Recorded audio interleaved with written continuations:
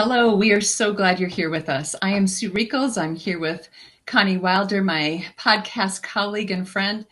And today we are talking about apologies, how to give them, how to receive them, and what goes into an apology. I want to start, Connie, by just going back to the definition of an apology. An apology is a sincere expression of regret or remorse for a wrong or offense, acknowledging harm caused and taking responsibility for one's actions. And I want to pause by saying nowhere in there does it say you intended to cause harm or hurt someone. Connie, what are your thoughts on the definition and any other approaches to this apology conversation we're going to have? Well, thank you, Sue, for that warm introduction. And so the definition of an apology, I think you nailed it. And in fact, I think apologies in general, there's a huge, a tremendous opportunity for improvement, the way in which we apologize. We largely make them conditional apologies. And so I can't wait. I know you're very passionate about this subject, and I can't wait to learn from you on this subject matter. Well, and I continually learn from you, so let's get into this conversation. I want to start out by saying this has changed my life. I still don't do it right all the time by any means. And this framework that we're going to talk about, I think, is crucial to connection, to understanding each other. When there's a miss, this is the piece. If we talk about it in such a way, we don't have to have misses anymore. We can understand each other. And so I want to just lay that platform. By no means are we in this as people who do this well. We're still constantly working on it ourselves. But there is a framework that I just want to start out by saying. When there is somebody who comes to us that has had an issue, what is the first thing we often do? I know I used to always respond with, well, I didn't mean that. What are you talking about? And boom. I have a name for that, defend and define. We often defend and define what we're doing as opposed to actually apologizing or taking ownership for what we've done. If we want to disrupt the way in which those synapses are hardwired into our brain, we've got to do this differently, and we've got to stop the defending and defining if we want our brains to operate differently.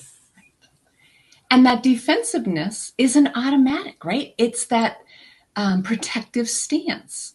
So we never intended it the way this person experienced it. So right away, we're coming out with no versus what would it be like instead to say, I heard you experienced, fill in their words.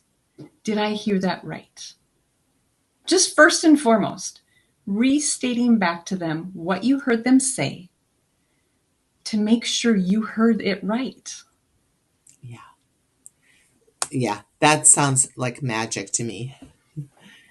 Yeah. And then you might not have heard it right. So then restate it again. Okay, thanks for clarifying. I'm so glad you shared those words with me, and hear them. Then there's no but. If you ever use a but, no, it totally takes away anything. So what I heard is this. And can I share what I was thinking or what I was hoping to get across? And if they say no, well, that's where you have to pause and go, I would say I would welcome a time when you'd be open to hearing that. And I'm so sorry. We could that what you experienced was, and again, because that was not my intention. And at some point, I would love this to continue this conversation when I can share what I was hoping would get across. Again, not defending, because again, we might not have intended it that way. And I know before we've talked about being regulated, so recognizing your own regulation, recognizing the other person's. There's no hurry with an apology. There's no hurry with this conversation. Sometimes people need more time. How often, this might be the first time somebody's been acknowledged for their conflict.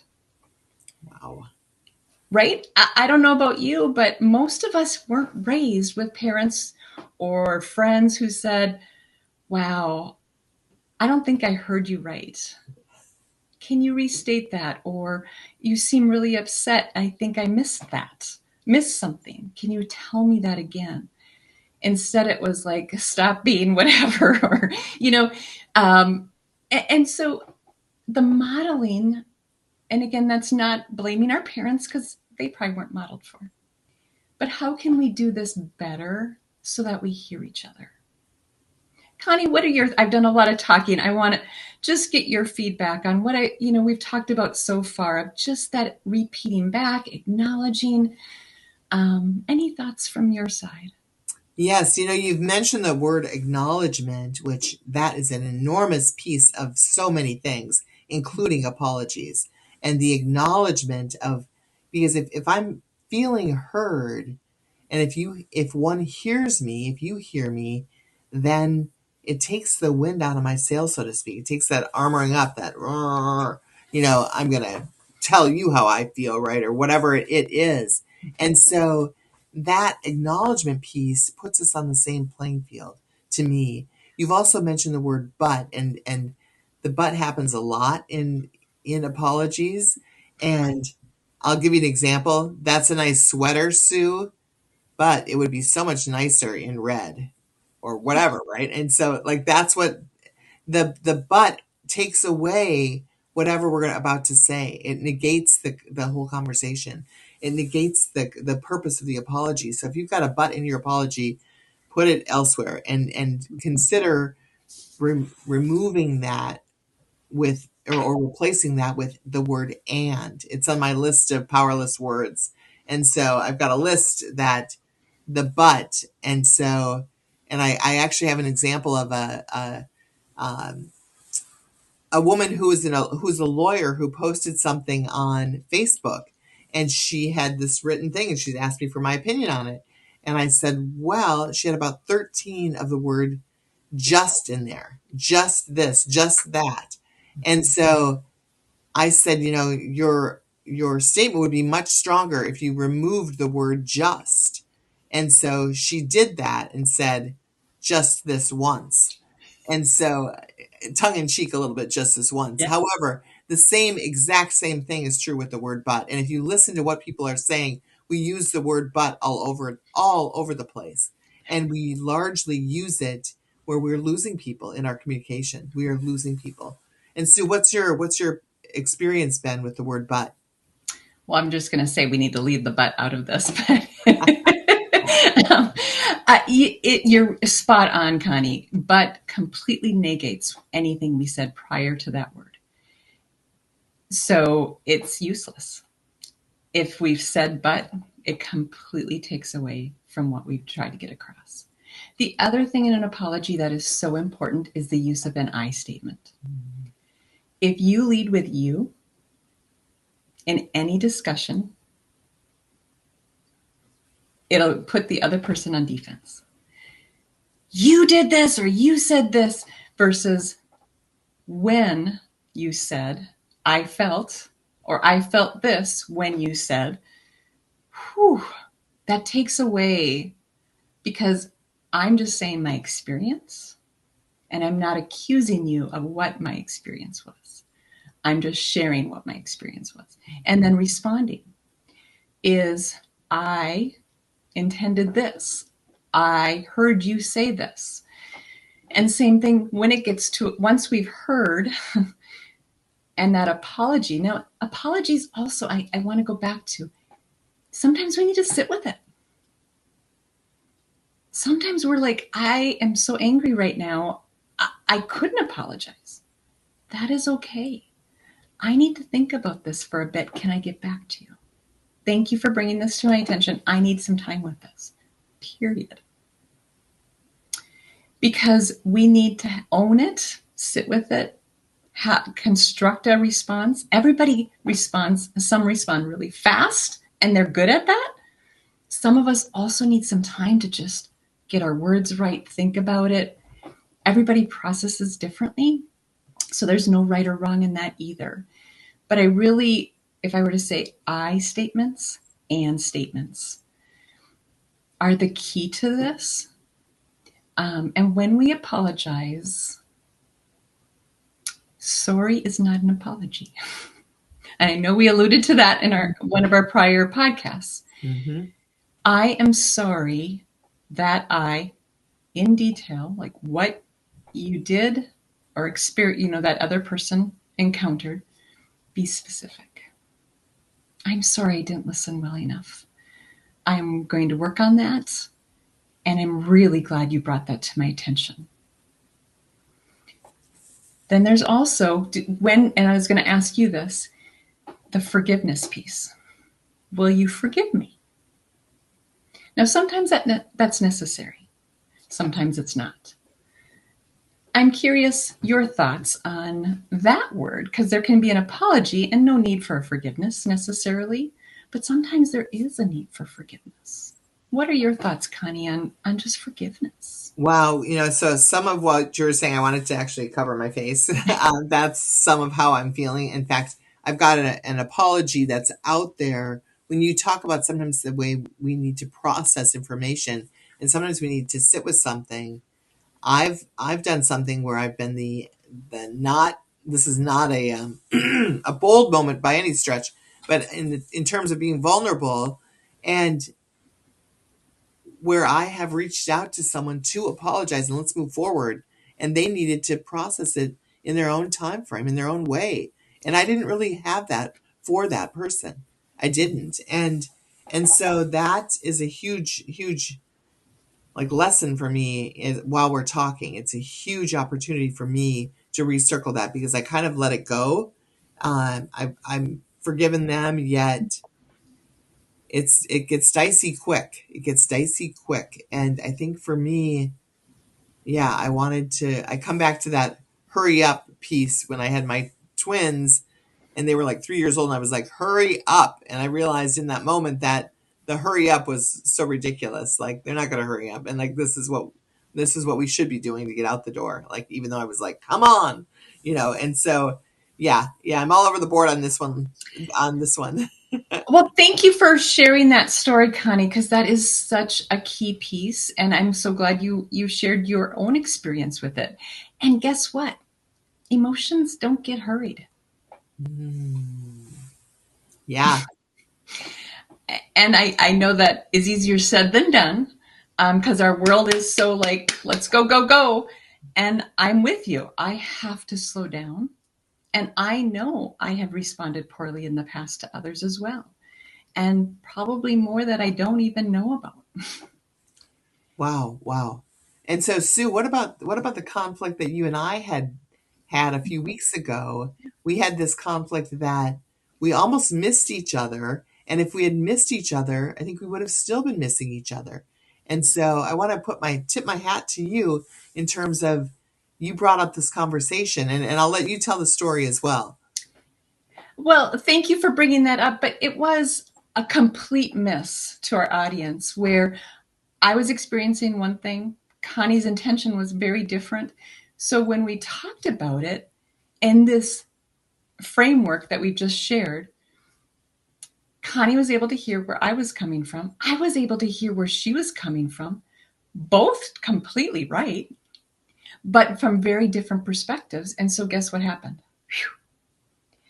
And if we wouldn't have had the discussion, we wouldn't be meeting now like we are with this understanding and clarity, no ill feelings. It was just a discussion. And so I think that's the piece where if you notice yourself feeling a little bit of resentment or any kind of angst, to me, that's always a sign that something needs to be talked about. Doesn't have to get to a conflict. Like ours wasn't at a conflict, but there was just this little something that I was noticing.